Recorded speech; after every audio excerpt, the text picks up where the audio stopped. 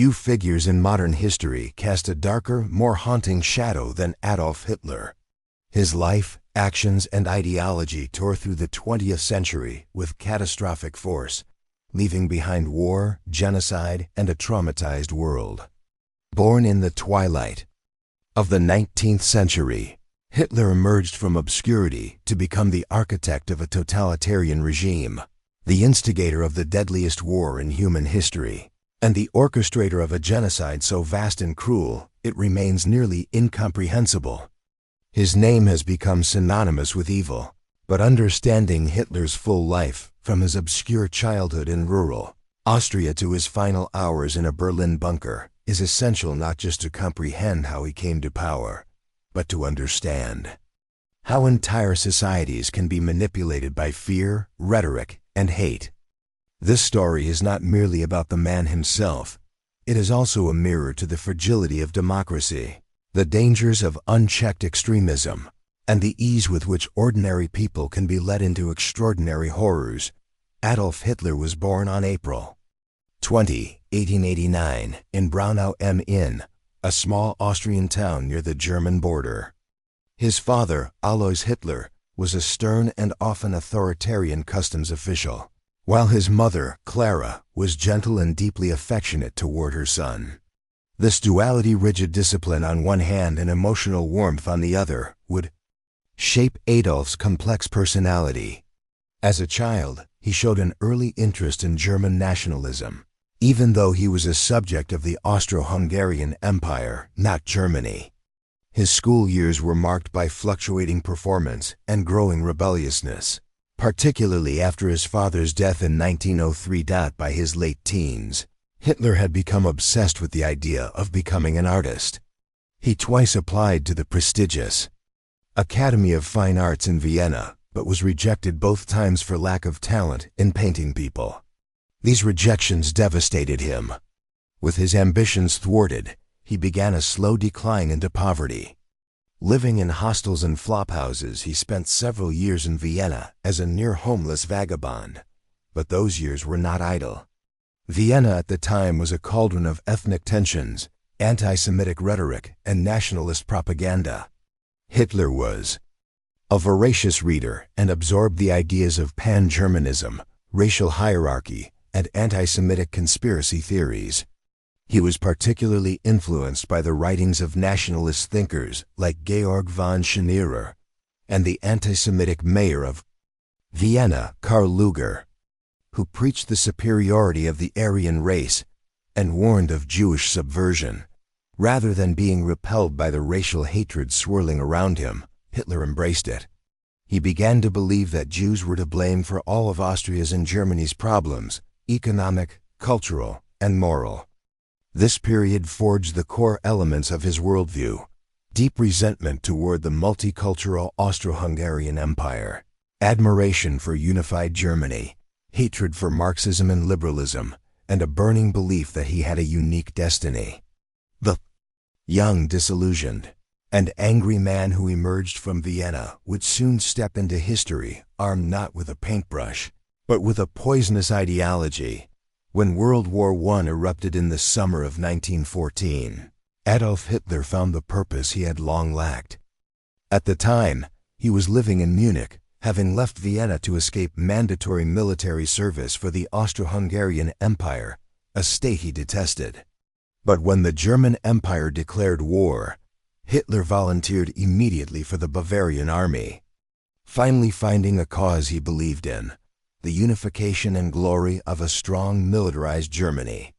He was assigned as a dispatch runner on the Western Front, a job that often placed him in dangerous territory between trenches. While many of his comrades died or were wounded, Hitler survived multiple near-death experiences and was wounded only once by shrapnel. He was awarded the Iron Cross twice, once in 1914 and again in 1918. The latter being an unusual honor for someone of his rank. Yet despite his decorated service, Hitler never rose beyond the rank of corporal. He was socially isolated, rarely bonded with other soldiers, and was viewed as odd and aloof. The war, however, shaped his identity profoundly. Hitler idolized the sense of order, hierarchy, and duty within the army. The trenches offered him clarity, the enemy was visible, the mission was pure, and the chaos of his earlier life was replaced by a structured world, defined by struggle and sacrifice. But in 1918, as Germany faced defeat, Hitler's world shattered. Again, the signing of the armistice and the subsequent Treaty of Versailles left him bitter and embittered. He, like many other German soldiers and nationalists, subscribed to the dangerous stab dash in dash the dash back myth, the belief that Germany hadn't truly lost the war militarily but had been betrayed internally by Jews, Marxists, and corrupt politicians. Hitler returned to a defeated and chaotic Germany, furious and lost, but now with a clear internal narrative.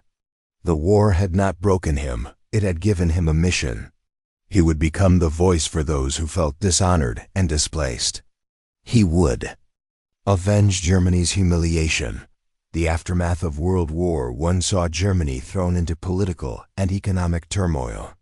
The Weimar Republic, a fledgling democracy, struggled under the weight of war reparations, hyperinflation, political assassinations, and violent clashes between communist and right-wing factions. Amid this chaos, Hitler found his calling. In 1919, while still working for the army as a spy assigned to monitor fringe political groups, he attended a meeting of a tiny nationalist outfit called the German Workers' Party, DAP. Rather than reporting on them, he joined. His passionate speaking skills quickly impressed the group's founders, and within a year, he was shaping its future. In 1920, the party was renamed the National Socialist German Workers' Party, NSDAP, the Nazi Party. Hitler designed the new red and white banner with a black swastika, a symbol he claimed represented the Aryan struggle for purity and power. By 1921, he had risen to party leader. His speeches combined nationalism, racism, anti-communism, and calls for revenge against the Versailles Treaty. He positioned Jews and Marxists as internal enemies, foreign occupiers of German life. His charisma and emotional oratory drew growing crowds, and he weaponized public resentment into political capital. But Hitler was not content with slow electoral progress. Inspired by Mussolini's March on Rome, he planned a similar coup in Munich. On November 8, 1923, Hitler and his followers stormed a beer hall where Bavarian officials were meeting. The failed insurrection, later known as the Beer Hall Putsch, resulted in a shootout and several deaths. Hitler was arrested and charged with treason. Yet what should have ended his political career became the launchpad for his myth. His trial gave him national attention, and his sentence, a lenient 5 years in Landsberg prison, lasted only 9 months. During that time, he dictated Mein Kampf, My Struggle, to his loyal deputy Rudolf Hess. The book was a confused, rambling manifesto, but it laid out the core of Hitler's future: racial hierarchy, anti-Semitism, German expansionism, Lebensraum, and totalitarian rule. Though few took it seriously at the time, Mein Kampf would become the ideological blueprint for one of the darkest chapters in human history. Upon his release, Hitler emerged not just as a failed revolutionary, but as a calculating strategist, ready to trade violence for manipulation, propaganda, and the slow seduction of democratic failure. After his early release from Landsberg prison in December 1924, Adolf Hitler returned to a drastically different Germany. The Nazi Party had been outlawed following the Beer Hall Putsch, and Hitler was banned from public speaking in many states. But the man who stepped out of prison was no longer just a firebrand agitator. He had become a long-term strategist. Realizing that armed revolution had failed, Hitler chose a different path, one of manipulating democracy to destroy it from within. The Nazi Party was reorganized and rebranded. Hitler created a complex hierarchy of loyal followers, including Heinrich Himmler, Joseph Goebbels, Hermann Göring, and Ernst Röhm.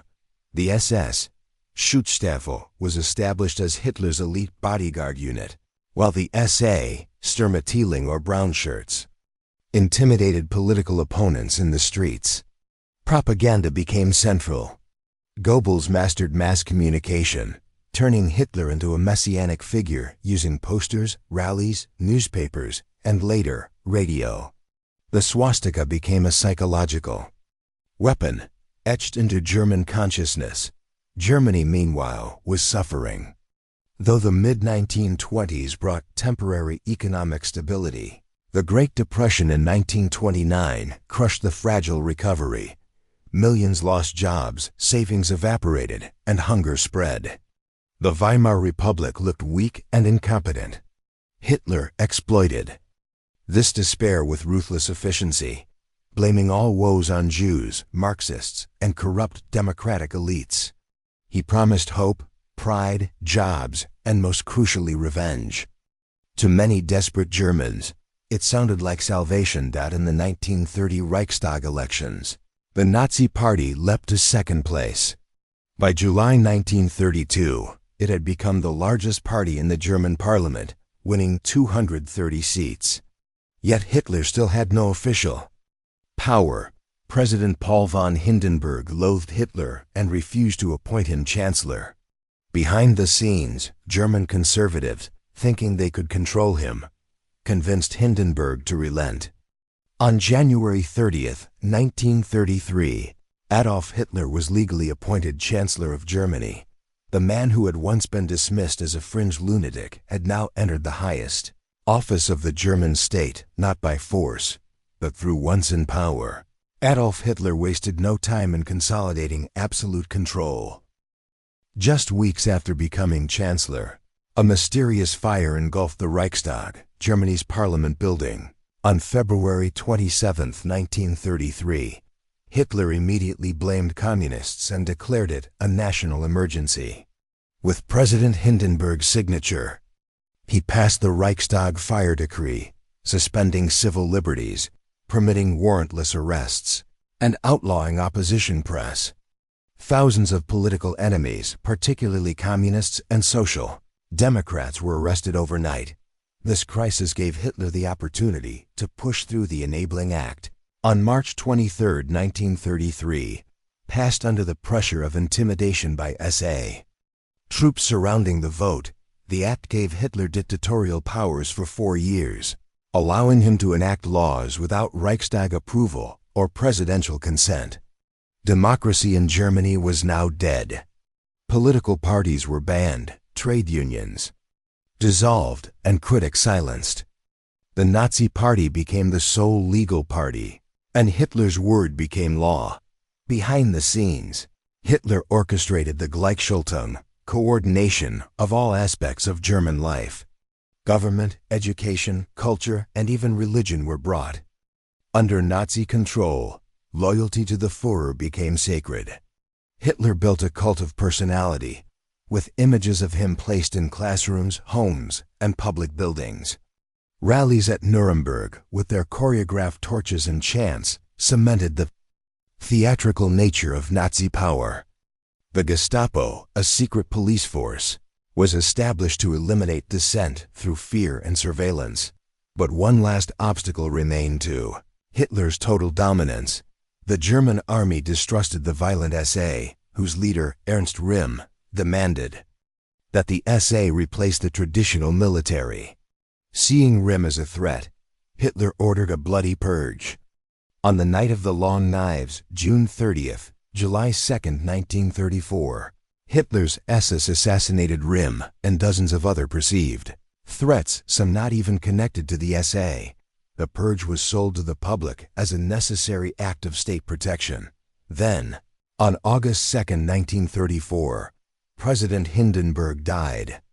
Rather than hold new elections, Hitler merged the offices of President and Chancellor, proclaiming himself Führer und Reichskanzlerleader and Reich Chancellor. The German army, traditionally apolitical, was required to swear a personal oath of loyalty not to the state, but to Adolf Hitler himself.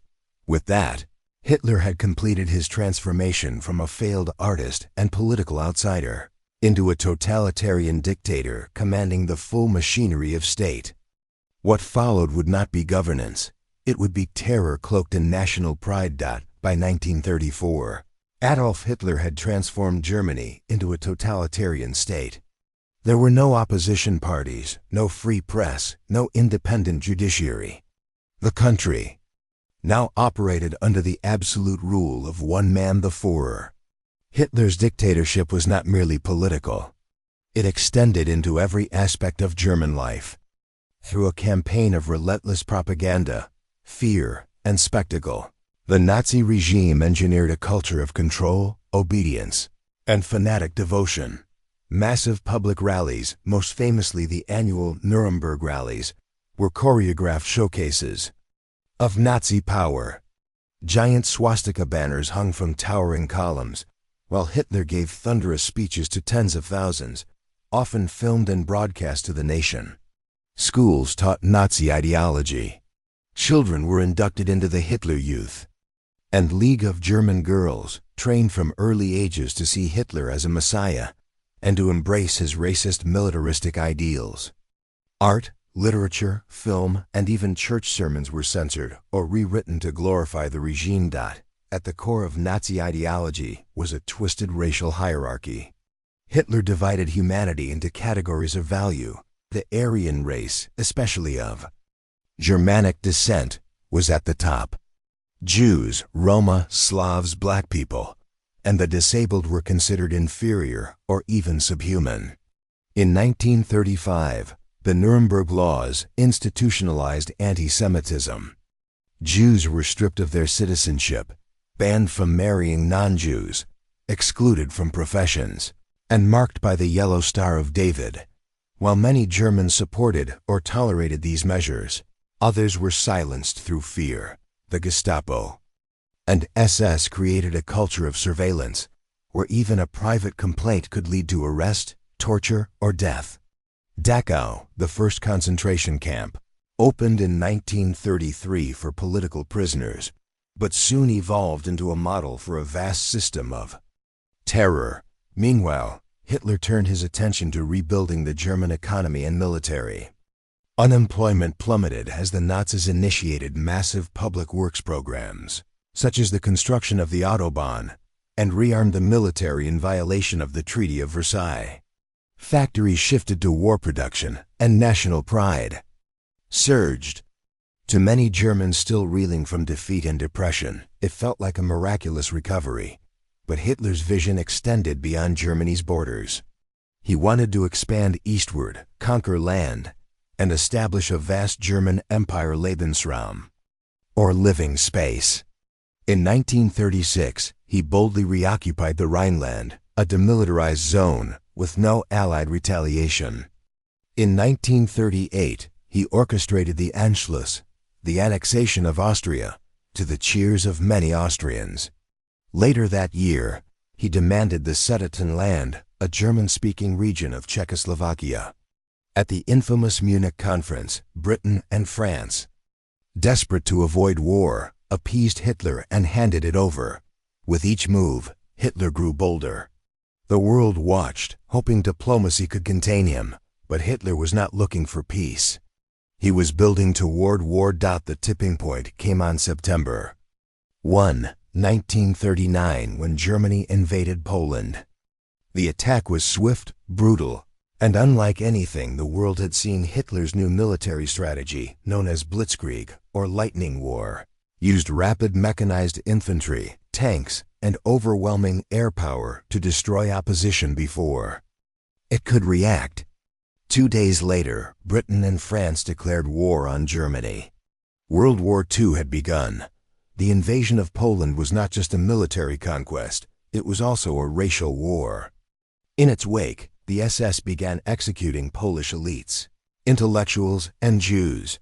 Within months, Nazi death squads roamed freely, and Jews were forced into overcrowded ghettos, isolated from society and left to die slowly from starvation and disease.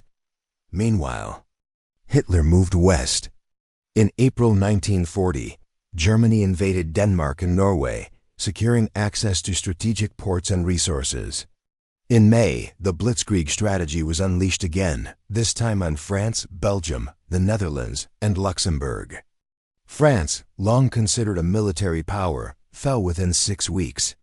Paris was occupied, and the French government signed an armistice. Hitler stood in front of the Eiffel Tower, triumphant. Only Britain stood firm. Led by Prime Minister Winston Churchill, the island nation refused to negotiate. Hitler launched the Battle of Britain in the summer of 1940, bombarding cities with the Luftwaffe in an attempt to break the British spirit. But the Royal Air Force held strong, and Britain endured, becoming a symbol of resistance. In 1941, Hitler turned eastward to pursue his grand ideological goal, the destruction of Soviet Bolshevism and the conquest of Slavic lands. On June 22, 1941, he launched Operation Barbarossa, the largest invasion in history, with over 3 million German soldiers attacking the Soviet Union. The initial advances were devastating. Entire Soviet armies were encircled, and cities like Kyiv fell. But as the Nazis pushed deeper, resistance stiffened, and the brutal Russian winter set in. This campaign was more than a war, it was a genocidal crusade. Nazi ideology portrayed Soviets, especially Jews and Communists, as racially inferior enemies, to be eradicated. Special units called Einsatzgruppen followed the army, executing Jews, intellectuals, and anyone deemed a threat. Mass shootings became routine. The seeds of the Holocaust were now spreading east with terrifying speed. By the end of 1941, Hitler's empire stretched from the Atlantic to the outskirts of Moscow. But this expansion came at a cost. The war had grown vast and complex. In December 1941, Hitler made a fatal miscalculation after Japan attacked Pearl Harbor. Hitler declared war on the United States. Now Germany faced the combined might of the world's largest industrial powers, the Soviet Union. Britain and America. The tide of the war had not yet turned, but Hitler had overreached. The empire he had built on speed, terror, and ideology was now vulnerable to the very forces he had once mocked. At the core of Hitler's regime was not only conquest but extermination. While persecution of Jews had been state policy since 1933, it escalated into genocide during the war. The Holocaust was not a spontaneous horror, it was a deliberate, systematic, and bureaucratically executed campaign of annihilation. Hitler's vision of a racially pure German empire required the elimination of entire peoples, particularly Jews, whom he obsessively blamed for Germany's defeat in World War I. The global financial crisis, and the rise of Marxism. After the invasion of Poland and later the Soviet Union, the Nazis began a wave of targeted massacres. Mobile killing units known as Einsatzgruppen swept through Eastern Europe, executing Jews, Communists, Roma, and other undesirables in forests, ravines, and village squares. These were mass shootings, men, women, and children forced to strip and dig their own graves before being shot. One infamous site, Babi Yar near Kyiv, saw over 33,000 Jews murdered in just 2 days. But as the war dragged on, even mass shootings were deemed inefficient.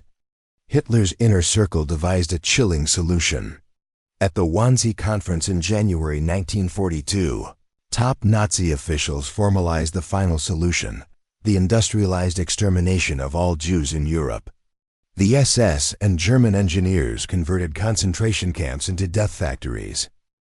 Trains packed with Jews from ghettos, towns, and cities across Europe were sent to camps like Auschwitz, Treblinka, Sobibor, and Belzec. Upon arrival, most were sent directly to gas chambers disguised as showers. At Auschwitz alone, over 1 million people were murdered, mostly Jews, but also Roma, Poles, Soviet Poles, and political prisoners. Victims' bodies were incinerated in crematoria. Their hair was shaved, their belongings looted, their very humanity stripped away. Medical experiments were performed without anesthesia. Women were sterilized. Children were subjected to torture. The machinery of death was vast, impersonal, and fueled by the ideology that Hitler had nurtured for decades. By the war's end, 6 million Jews, 2/3 of Europe's Jewish population, had been killed.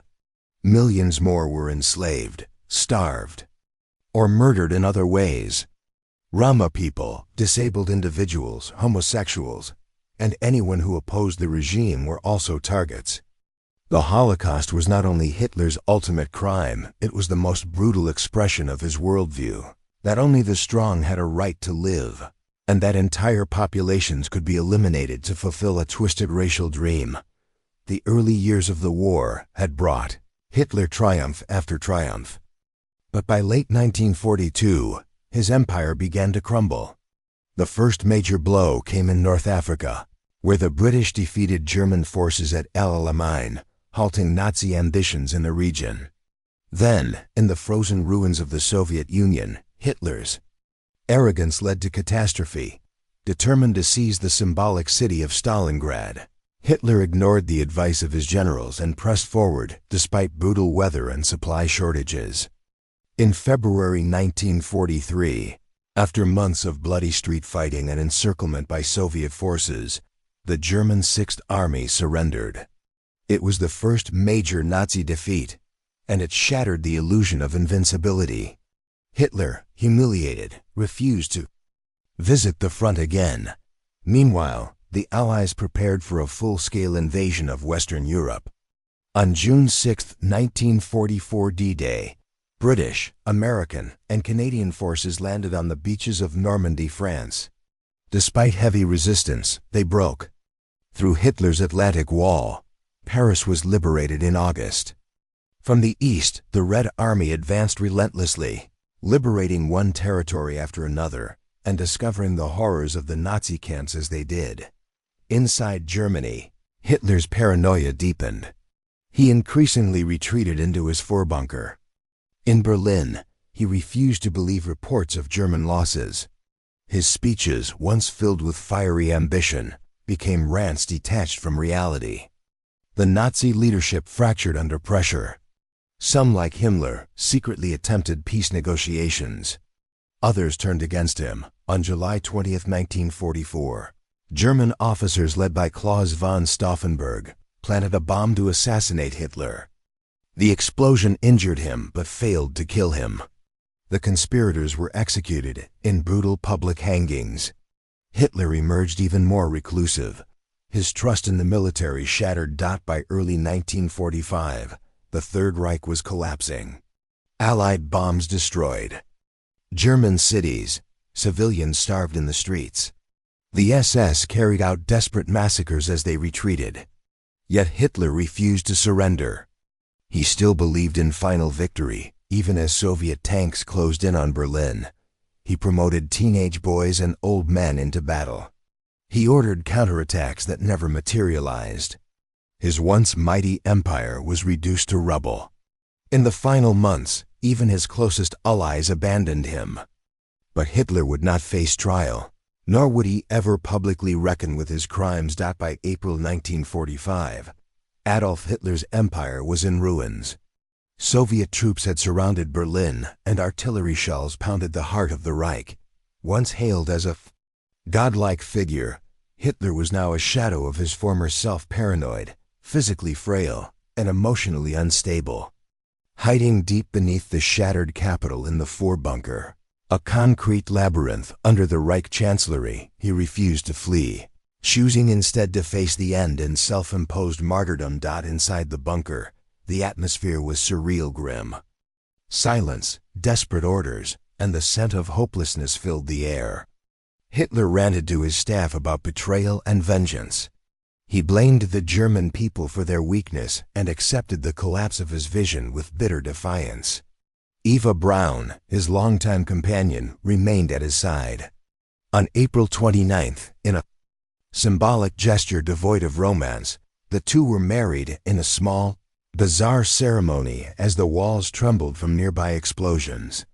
That same day, Hitler dictated his last will and political testament, still lashing out at Jews and blaming his generals for Germany's defeat.